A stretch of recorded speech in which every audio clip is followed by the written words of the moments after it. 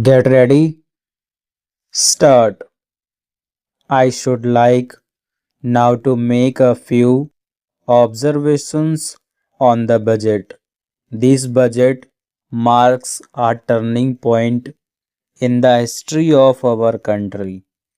It is no use attempting, as some of my friends have done, either to deprecate the budget very strongly or to suggest that we are not witnessing a new revolution in our methods of fiscal training and technique.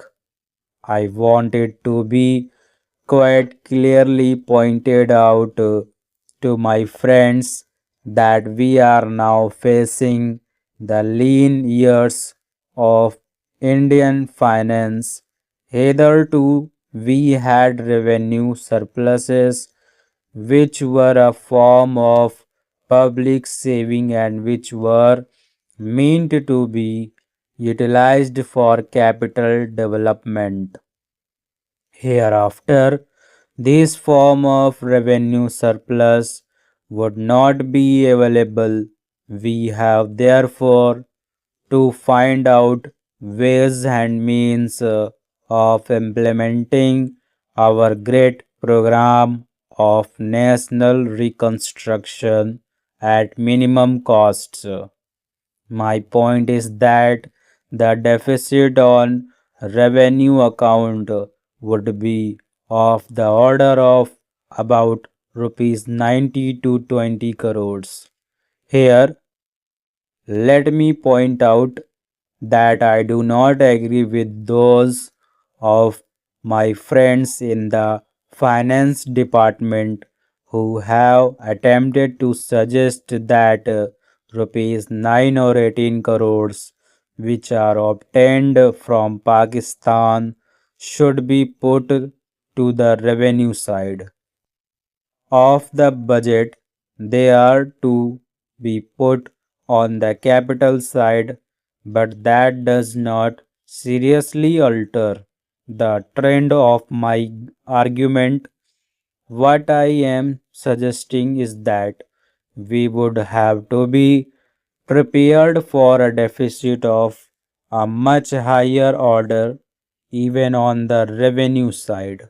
That itself should make us realize that there are very many problems which we have to face and that we have to undertake ways and means of increasing the resources of our country so that it might be possible for us to have a greater amount of surplus or a greater amount of public saving for the purpose of financing capital development.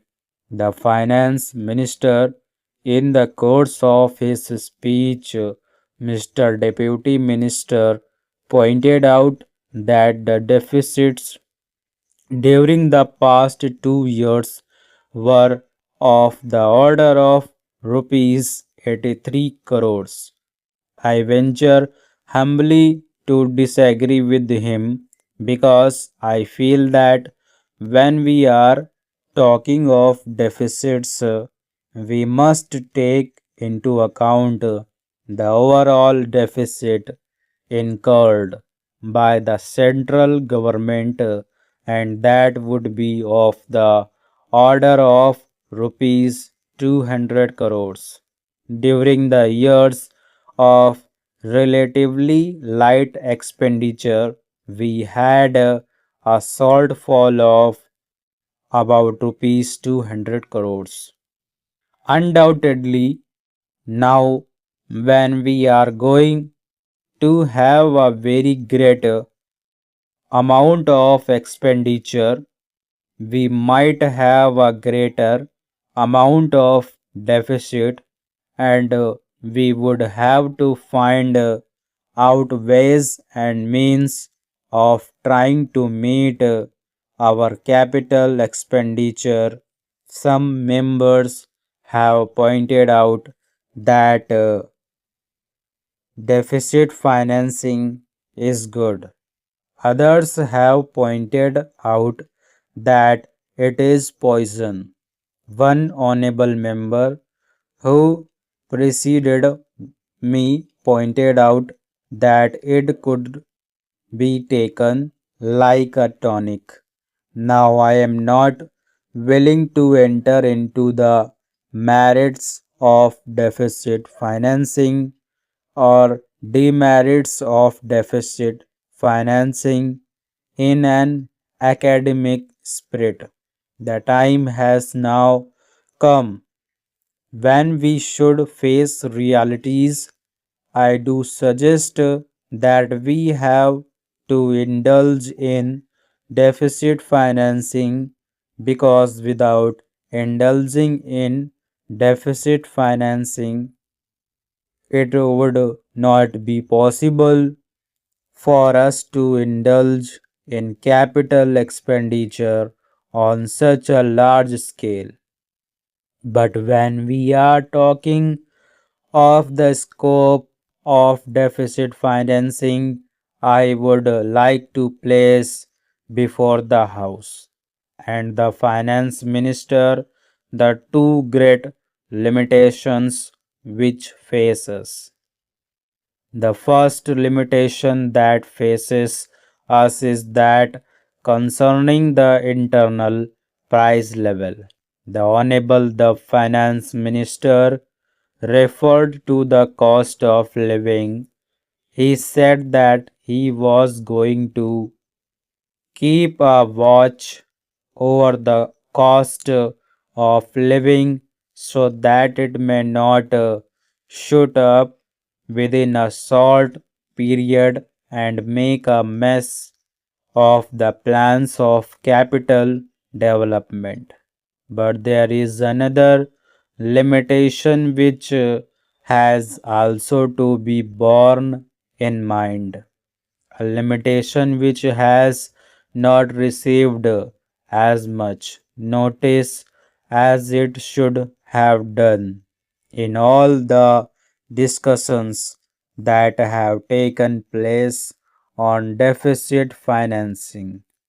That limitation is the external limitation or the limitation which arises on account of our balance of payments position. I think this is as important, Mr. Deputy Speaker, as the internal price level. And I should like to elaborate that particular point a bit more because I feel that a time will shortly arrive when we might have either to reconsider our policy or might even have to leave the Sterling Club of which we are a member. The second serious limitation is as serious as the first. What would be the consequences of deficit financing on our balance of payments?